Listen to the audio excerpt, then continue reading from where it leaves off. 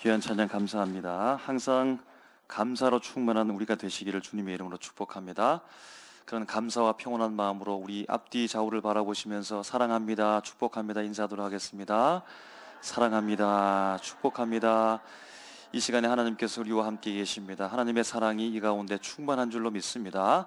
성령의 충만함이 넘치는 오늘 한 시간 되시기를 주님의 이름으로 축복합니다. 정신의학신문에서 유은정 정신건강의학과 전문의가 사람이 분노를 일으키는 8가지 심리에 대해서 정리합니다.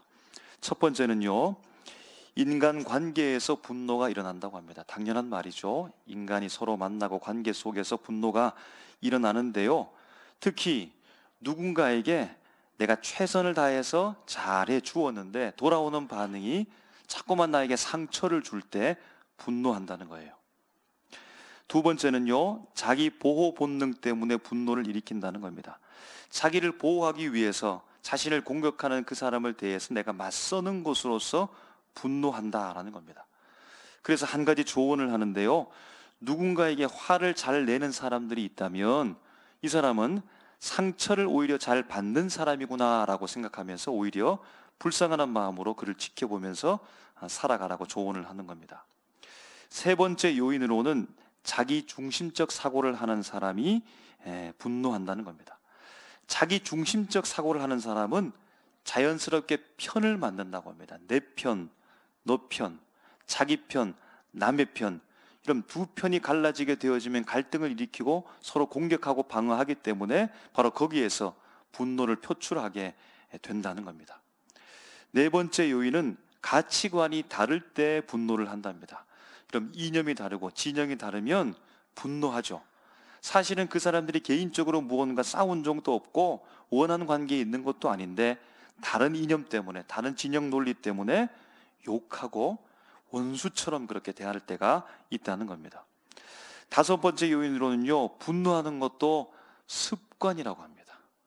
습관 때문에 나도 모르게 무의식적으로 그렇게 분노한다는 겁니다.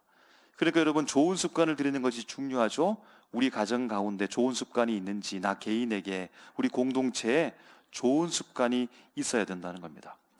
여섯 번째 요인으로는 정신질환 때문에 분노할 수도 있고요, 일곱 번째는 착한 사람 컴플렉스 때문에 이 사람이 분노할 수 있다는 겁니다.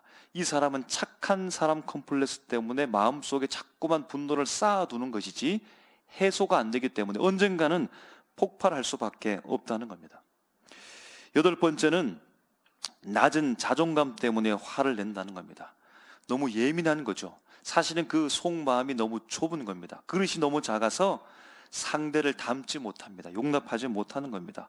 포용하지 못하고 오히려 오해하게 되어지고 지나치게 과민 반응하고 확대 해석해서 분노를 표출한다라고 이렇게 요인들을 정리하고 있습니다. 첫째부터 여덟 번째까지 여러분 나름대로의 화낼 이유가 있지요. 한 가지 발견하는 것은 화를 낼 이유가 있구나, 분노에는 이유가 있구나 라고 하는 것을 알게 되고, 두 번째 생각합니다. 그 화가 과연 정당한가를 생각해 봐야 된다는 겁니다. 세 번째는요, 이 화도 다양한 의미를 가지고 있다는 겁니다. 그 화 안에 메시지가 있다는 겁니다. 하나의 신호가 있다는 사실을 우리가 발견한다는 겁니다. 어떤 약한 사람들이 있습니다. 이 사람들이 피해를 받습니다. 이 약한 사람들을 괴롭히는데 이 사람을 도와줬습니다. 약한 사람을 괴롭히는 사람들, 바로 그 사람들을 아주 혼내줘 버렸습니다. 그럼 너무 고마운 일이죠. 이 약한 사람들은 너무 힘이 없어서 종처럼 살아가는 겁니다. 그런데 종에서 자유케 했습니다. 자유를 주었습니다. 여러분, 우리는 자유를 요즘 코로나 시대 가운데 경험을 하셨을 겁니다. 코로나 걸려가지고 이러면 격리했을 때 얼마나 답답한지요. 7일 동안 격리하고 5일 동안 격리하고 해방되는 날 여러분 얼마나 기뻤는지, 자유가 이렇게 좋구나 그렇게 조금이나마 경험했던 적이 있습니다. 자유가 없어 종으로 살아가는데 자유인이 되게 해줬으니까 여러분 얼마나 고마운 일입니까? 이 약한 사람들이요, 이제는 장애물을 만났습니다. 그야말로 진퇴양난이죠. 앞으로 가도 죽고 뒤로 가도 죽습니다. 가만히 있어도 죽습니다. 그래서 앞으로 갈 수도 없고 뒤로 갈 수도 없고 가만히 있을 수도 없는 그 위기에 봉착했을 때 이 약한 사람들을 구해준 겁니다. 생명의 은인입니다. 그래서 너무 좋아서 이 약한 사람들이 노래를 부릅니다. 춤을 춥니다. 막 서로 웃으면서 좋아하는 겁니다. 그럼 사람의 마음을 기쁘게 하는 것보다 더 좋은 일이 있을까요? 그럼 행복, 웃음, 기쁨을 돈으로 살 수 없는데 이들에게 기쁨을 준 겁니다. 웃음을 되찾아 주었으니까 여러분 얼마나 좋습니까? 너무너무 고마운 일입니다. 물이 없으면 죽는데 물을 주고요, 광야에서 오아시스를 만나게 하고요, 얼마나 고맙습니까? 너무너무 좋은 일입니다. 말로 표현할 수 없이 이들에게 너무 감사한 일이 겹겹이 계속해서 온 겁니다. 여러분, 우리가 이러한 고맙고 감사한 일을 경험한다면, 누군가로부터 이처럼 좋은 일들을 계속해서 반복해서 경험한다면, 우리 가족 중에 누군가가 누군가로부터 도움을 받아서 정말로 살아 돌아왔다면, 그럼 얼마나 좋고 얼마나 감사하고 얼마나 기쁘겠습니까? 그 사실을 알았다면 도와준 그 사람을 찾아가서 찾아내서 감사하다고 감사 표지하면서 그렇게 함께 기뻐할 것입니다. 여러분, 그런데요, 도움을 받은 사람이, 죽다가 살아난 사람이, 가만히 내버려두면 죽을 수밖에 없었던 그 약한 사람들이 좋은 얼굴과 좋은 마음이 아니라 나쁜 얼굴과 나쁜 마음으로 도움을 준 사람에게 찾아와서는 분노하는 겁니다. 따지는 겁니다. 여러분, 누군지 아시죠? 이 사람들이 누굽니까? 도움을 받은 사람은 이스라엘 백성이고, 도움을 주신 분은 바로 살아계신 하나님입니다. 도움을 받은 이스라엘 백성이, 살게 된 이스라엘 백성이 나쁜 얼굴을 하고서, 못된 얼굴을 하고서 나쁜 마음을 가지고 와서는 모세와 아론에게 불평하고 하나님을 향하여 원망하기 시작합니다. 아니, 이게 뭐냐고. 아니, 애굽 땅에 우리를 가만히 그냥 내버려 두지, 거기 있었으면 떡도 많이 먹고 고기도 많이 먹을 수 있을 텐데. 이런 과장입니다. 사실은 그런 게 아닌데요. 아니, 왜 우리를 끌어내가지고 말이야 이 광야에서 생고생을 시키냐고. 우리를 이 애굽 땅에서 그냥 가만히 내버려 뒀으면 거기 죽든지 말든지 상관하지 말지. 아니, 죽어도 되는데 왜 굳이 여기까지 끌어내가지고, 광야까지 끌어내가지고 우리를 죽이려 하냐고, 이렇게 원망하면서 불평하는 겁니다. 여러분, 이들이 지금 화를 내고 있는데요, 불평과 원망을 하고 있는데 이들의 분노 안에 의미가 있습니다. 어떤 메시지를 담고 있습니다. 우리에게 주는 신호가 있다는 겁니다. 여러분, 이런 상황에서 여러분이라면 어떻게 하겠습니까? 만약 우리가 연약한 사람을 도와준 사람인데, 생명의 은인이 바로 나인데, 나에게 도움을 받은 사람이 잠시 잠깐 어려운 문제에 봉착했다고 해서 돌변해가지고 그냥 나쁜 얼굴로 나쁜 마음을 가지고 와서는 따진다면, 여러분, 우리 마음이 어떨까요? 당연히 화를 내야 되겠죠? 불같이 화를 내야 되겠죠? 그 사람에게 분노하는 충분한 이유를 가지고 있는 거죠. 마땅히 화를 내는 것이 여러분 맞겠죠? 그런데 오늘 본문을 읽을 때 하나님께서 화내는 부분을 찾을 수가 없습니다. 하나님은 여러분 왜 화내지 않을까요? 이유가 충분한데 왜 화내지 않고 참고 계실까요? 그냥 참으면서 나중에는 폭발하시는 그 화일까요? 그것도 아닌 것 같습니다. 구덩이에 빠진 자 구해줬더니 보따리 내놓으라는 식인데, 은혜를 그냥 원수로 갚으려고 하고 있는 격인데요, 배은망덕한 행동을 지금 분명히 하고 있음에도 불구하고 왜 살아계신 전지전능하신 하나님께서 그들을 멸할 수 있는 힘이 충분함에도 불구하고 왜 하나님께서는 화내지 않으시고 그냥 참고만 계실까요? 장자 죽음의 재앙으로부터 문인방 좌우 설주에 어린 양의 피를 밥으로 말미암아 이스라엘 백성 장자들은 모두 살았습니다.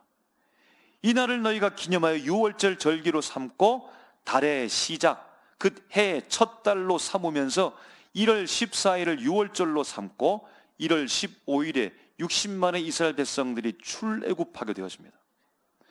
그리고 오늘 본문에서 1절을 보니까 이렇게 말씀합니다.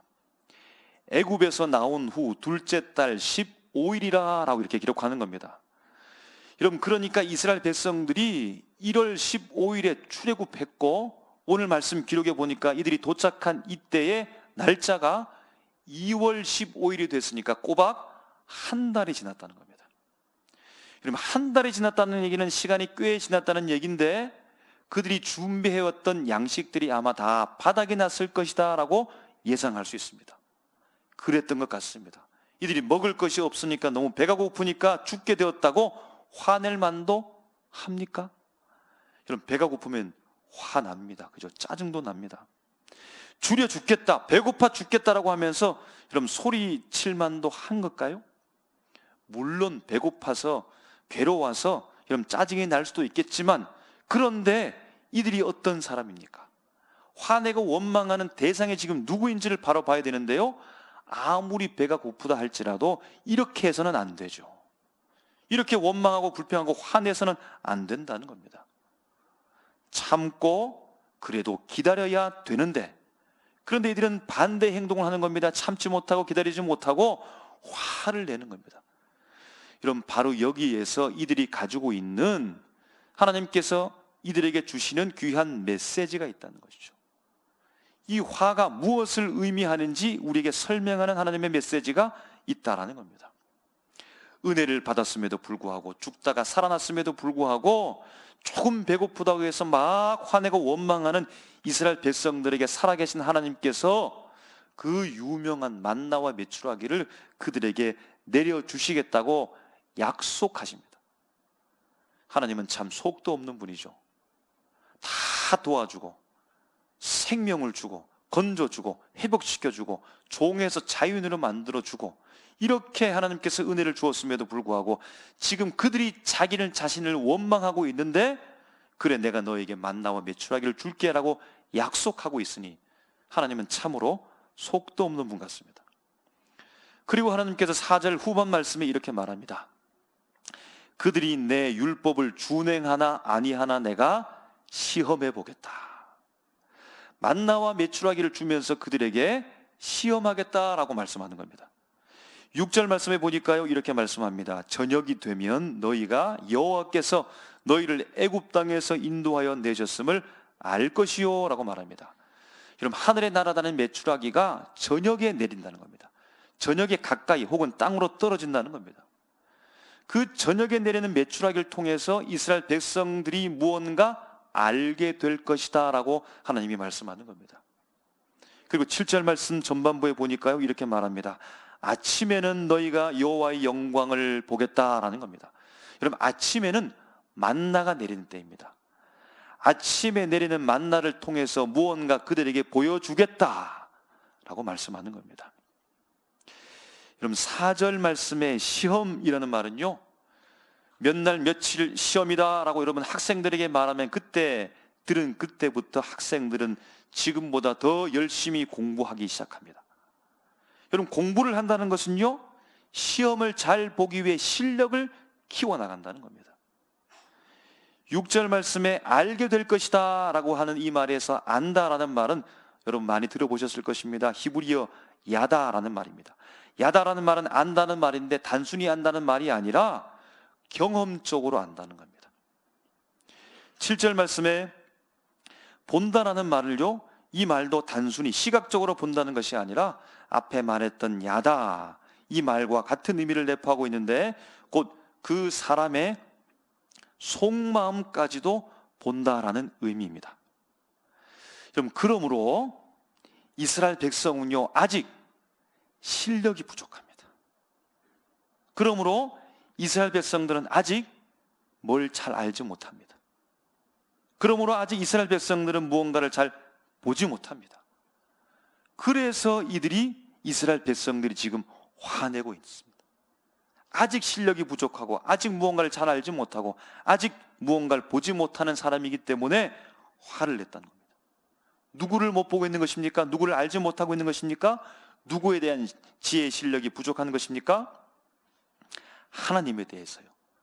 여호와에 대한 지식, 그 실력이 부족하고 하나님을 아직 경험으로 체험하지 못했으며 하나님의 그 속마음을 제대로 바라보지 못한다는 겁니다. 여러분, 이 사실을 하나님께서 알고 계시기 때문에 이들에게 화내지 않고 참고 계신다는 겁니다. 여러분, 낯선 사람, 잘 알지 못하는 사람, 아직 친하지 않는 사람에게는 화도 안 내죠. 여러분, 일반적으로 상식을 가진 사람이라면 그냥 지나가는 사람에게 갑자기 화내지 않습니다. 왜냐하면 그와의 아직까지 관계의 거리가 멀기 때문입니다. 먼 거리에 있는 사람에게는 화도 내지 않습니다. 그럼 또 한 가지, 할아버지와 할머니는 어린 손주 아기, 기어가고 걸음마 아장장 시작하는 그 어린 손자 손녀에게 좀처럼 화내지 않고 받으시고 넉넉한 웃음으로 바라보시면서 타이르죠. 아직 어리기 때문입니다. 여러분, 생각해 보시기 바랍니다. 하나님께서 여러분 자신에게 화를 내시던가요? 화낸 적 있으시던가요? 여러분에게 불같이 분노를 그렇게 바라시던가요? 그런 일을 여러분 경험하지 못했다라고 한다면 두 가지 생각하면 됩니다. 내가 완벽하게 살았구나 와, 두 번째는 아직 내가 연약하구나, 이렇게 생각하면 됩니다. 아니, 내가 부족했구나, 실력이 부족했구나, 하나님을 경험으로 내가 알지 못하고 있었구나, 하나님의 그 속마음을 내가 아직까지 제대로 보지 못한 거였구나. 그럼 조금 섭섭하시죠? 사실은 내가 하나님과 친하고 싶은데, 가깝다고 생각했는데, 잘한다고 생각했는데 내가 정말로 그래서 그랬던가 라고 생각하면 섭섭할 수 있습니다. 여러분, 그런데 한 가지 오늘 말씀 속에서 분명히 생각해야 될 것은, 그러면 앞으로도 계속해서 이스라엘 백성들은 하나님의 형벌을 받지 않았는가? 앞으로도 계속해서 하나님께서는 이스라엘 백성들에게 분노를 바라지 않으셨을까요? 화내지 않으셨을까요? 우리는 분명히 알고 있습니다. 하나님께서는 이스라엘 백성들에게 분명히 분노하셨습니다. 화를 내셨습니다. 벌도 주셨습니다. 야단도 치셨습니다. 그런데 중요한 것은요, 언제부터 하나님께서 그들에게 분노하셨는가가 중요합니다. 언제부터 하나님께서 이스라엘 백성들에게 화를 내셨는가가 여러분 중요하다는 겁니다. 17장에서 반석에서 물을 나오게 하시면서, 그 전에 물이 없다라고 불평했던 이들에게 반석에서 물을 내시면서 하나님께서 그들에게 화를 내셨을까요? 아닙니다. 아말렉과 싸움, 출애굽 이후에 첫 전쟁을 감행하실 때 싸움도 제대로 하지 못하는 이들을 바라보시면서 하나님께서 막 화를 내셨을까요? 그때도 아닙니다. 18장에서 모세의 장인 이드로가 찾아와서 답답하게 행정을 하고 있는 모세를 바라보면서 천부장, 백부장, 50부장, 10부장 제도를 알려주면서 답답한 모세를 바라보면서 하나님께서 답답하다고 화를 내셨을까요? 그때도 아닙니다. 19장을 넘어가서 모세가 시내 산으로 올라가 20장에서 10계명을 받고 수많은 법들을 하나님께서 모세에게 알려주시는데요, 좀 여러분 지루하게 들을지 모르지만 다 들어보셔야 합니다. 재단에 대한 법, 종에 관한 법, 폭행에 관한 법, 주인의 책임에 관한 법, 배상의 관리법, 도덕에 관한 법, 공평에 관한 법, 안식년과 안식일에 관한 법, 무교절, 맥주절, 수장절, 1년에 지킬 새 절기를 말하고, 성소와 예물, 증거계, 진설병상, 등잔대와 기구들, 성막과 제단, 성막의 뜰, 등불, 제사장의 옷, 판결 흉패와 제사장의 직분과 매일 드리는 번제, 분향할 제단, 회막 봉사에 쓰던 속전, 놋, 물두멍, 거룩한 향기름은 거룩한 향, 회막기구, 안식일, 증거판에 대해서 말씀하시는 때, 곧 시내산에서 하나님께서 그들과 약속을 맺으신 이후에, 그들과 약속하신 언약을 맺으신 이후에 하나님께서 여전히 하나님에 대해서 신실하게 믿지 못하고 방황하고 있는 이스라엘 백성들에게 불같이 화를 내기 시작하는 때가 그때였다는 겁니다. 화낼 때가 언제입니까? 곧 시내산에서 이스라엘 백성과 약속한 이후입니다. 여러분, 언약을 맺었다, 약속했다라는 말은 공식적으로 더 가까워졌다는 겁니다. 하나님께서 그들에게 찾아와서 공식적으로 약속했다, 가까워진 때 그 이후로부터 하나님께서 그들에게 단호하게 분노하고 화내기 시작합니다. 이스라엘 백성으로서 여호와 하나님에 대한 신력이 조금 상승했을 때, 이제는 여호와 하나님을 경험으로 알 수 있다라고 생각될 때, 이쯤이면, 이 정도 되면 하나님을 더 그 마음까지 볼 수 있다라고 판단되었을 때, 그때부터 하나님께서 그들을 향하여 분노하고 화내기 시작하고 야단치기 시작했다는 겁니다. 여러분들은 하나님과 얼마나 가깝습니까? 얼마나 가까이 있습니까? 하나님께서 이스라엘 백성에게 언약을 통하여 그들에게 가까이 다가오신 공식적인 그날부터 그들에게 분노하신 겁니다. 지나가는 사람이 도와준 것처럼 그것이 아니고 가까이 오셔서 그들과 함께 하시고, 그들의 하나님이 되시고 그들은 이스라엘 백성은 하나님의 백성이 되는 공식적인 절차가 끝났을 때 하나님께서 그들에게 이제는 진심으로서 분노하시면서 화를 내기 시작했다라는 겁니다. 여러분, 만나와 메추라기가 내리니까 그들이 요구한 대로 응답된 것인가요? 원망했을 뿐인데, 하나님께 무언가 응답받기 위해서는 원망해야 되는구나. 그럼 원망이 기도입니까? 아닙니다. 원망은 투정이요, 투정 부리는 이스라엘 백성들에게 그들의 원망과 불평, 여러분 앞서서 성경이 여러분 1절에 무엇라고 기록되어 있습니까? 애굽에서 나온 후 둘째 달 15일이라고 기록되어 있는데요, 여러분 이것은 한 달이 지났음을 성경은, 하나님의 말씀은 미리 말하고 있는 것은 곧 애굽에서 가지고 나온 양식이 다 떨어졌다는 사실을 하나님께서는 미리 알고 계셨다는 겁니다. 그들의 원망과 불평, 투정과 시비, 배고파 죽겠다고 떼쓰는 것 때문에 그래서 응답을 이끌어 주신 것이 아니라, 그 불평과 원망이 응답을 이끌어내는 좋은 도구가 아니라, 하나님께서는 이미 그들의 배고픔을 알고 계셨기 때문에 만나와 메추라기의 약속을 준비하고 계셨고 약속하셨다는 겁니다. 여러분, 하나님의 계획이요, 그들의 배고픔보다 더 앞섭니다. 우리가 기도하는 것보다 하나님이 더 우리를 잘 알고 계시고 하나님의 계획과 은혜가 더 앞서 계시는 겁니다. 그러므로 우리는 이것을 바라보면서 어떻게 되는 겁니까? 원망이 아니라, 불평이 아니라 먼저 기도해야 됩니다. 우리의 필요를 알고 계시기 때문에 먹을 것이 떨어질까 걱정하지 말고, 이스라엘 백성들은 먹을 것 떨어지니까 신앙도 떨어졌는데요, 우리는 경계함으로 말미암아 신앙이 떨어질까 기도해야 된다는 겁니다. 여러분, 화를 내지 않는 것은 이스라엘 백성이 잘해서가 아니죠. 아직 부족해서입니다. 아직 연약해서입니다. 아직 어려서 그렇습니다. 아직 하나님의 분노를 받을 만큼 성숙한 사람으로 자라나지 못했기 때문입니다. 그걸 하나님께서는 알고 계셨습니다. 그러므로 우리는 하나님의 분노를 경험하지 않는 것에 대해서 다행이구나 하나님께서 내게 화를 내지 않았지, 여러분 이렇게 생각할 것이 아니고 나의 신앙을 점검해 보아야 합니다. 내가 하나님과 얼마나 가까이 있는가를 점검해 보아야 된다는 겁니다. 하나님과 가까이서 내 신앙을 점검하고 매일매일 조금씩 자라날 수 있도록 한 단계 한 단계 성숙할 수 있도록 우리가 기도해야 된다는 겁니다. 여러분, 부정적으로 이 관계를 말해보면요, 이렇게 말할 수 있습니다. 아니, 저 사람들 어떻게 부부인데도 저렇게 싸울까? 부정적으로 말하면요, 아니 저 사람들 친구인데도 왜 저렇게 다툴까? 아니 저 사람들 가족인데도 왜 서로에게 저렇게 싫은 소리를 할까? 여러분, 그것이 아니고요, 긍정적으로 바꾸면 이렇게 되는 겁니다. 부부이기 때문에 싸우고, 친구이기 때문에 다투고, 가족이기 때문에 싫은 소리를 합니다. 더 긍정적으로 오늘 말씀에 빗대어서 우리가 바라보게 되어지면 어떻게 됩니까?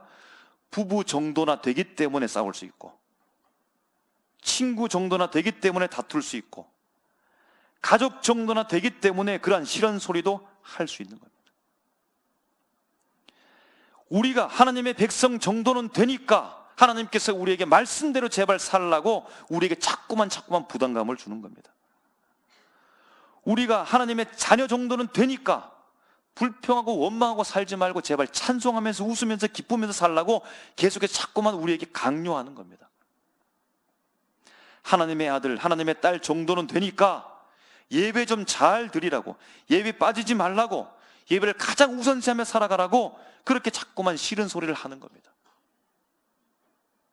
그럼 주님과 어떻게 가까워질까요? 주님께서 우리와 어떻게 가까워지고 계십니까? 약속이라고 하는 겁니다. 제가 좀 전에 읽어드렸던 10계명은 덜컹 바꿔서 모세가 내려온 것이 아닙니다. 그들의 민족과 백성들이 앞으로 어떻게 살아가야 될 삶의 모든 양식 속에서 하나부터 100까지 수만 가지 그들에게 자세히 다 알려준 것은 하나님께서 일일이 그들과 약속한 겁니다. 약속할 때 가까워집니다. 여러분, 하나님과 오늘 약속하십시오. 주님, 제가 말씀대로 한번 살아볼게요. 주님, 제가 한번 말씀 읽을게요. 주님, 제가 정말로 예배 드려볼게요. 주님, 제가 오늘부터 한번 기도해 볼게요. 약속은 결단이며 약속을 통해서 우리 신앙이 점검되어지고 평가할 수 있고 주님으로부터 분노도 받고 야단도 맞고 칭찬도 받으면서 거기에서 하나님과 가까워지는 것이고 바로 거기로부터 우리가 성장하게 된다는 겁니다. 하나님께서 뭘 몰라서 이렇게 수만 가지의 약속들을 하실 이유가 뭐가 있겠습니까? 그들과 그토록 그의 모든 일거수일투족 모든 삶 가운데 주님이 약속을 통하여서 그토록 가까워지기를 원하신다는 겁니다. 그래서 오늘도 주님께서는 우리에게 찾아오셔서 나와 약속하자, 나와 약속하자라고 하는 겁니다. 이런 주님을 경험하셔야 됩니다. 약속해야 경험합니다. 약속한 것을 내가 이루지 못한 것, 그것 때문에 야단을 맞아야 하나님과 경험하는 겁니다. 약속한 것을 내 약속을 지켜냈을 때 주님께 칭찬을 받으면서 주님과 가까워지는 겁니다. 하나님은 이런 하나님이죠. 저 멀리 두고서 저런 하나님, 저런 하나님, 어떤 하나님, 저 멀리 계신 하나님이면 여러분, 하나님과 절대로 가까워질 수가 없는 겁니다. 오늘 주신 말씀대로 여러분, 주님과 더욱더 가까워지시기를 주님의 이름으로 축복합니다. 주님과 약속하십시오. 약속을 어겨도 괜찮습니다. 우리 자녀가 부모님과 약속하는 것처럼 약속을 어겨도 괜찮습니다. 그 약속을 통해서 자녀에게 가르치고 자녀가 체득하고 부모를 경험하게 되어지고 부모님과 가깝게 되어지고 부모님 비슷한 사람으로 그렇게 성숙하게 된다는 겁니다. 주님과 약속하십시오. 하나님이 우리에게 주시는 그 은혜, 만나와 메추라기 은혜를 통하여서 주님으로부터 시험도 받으십시오.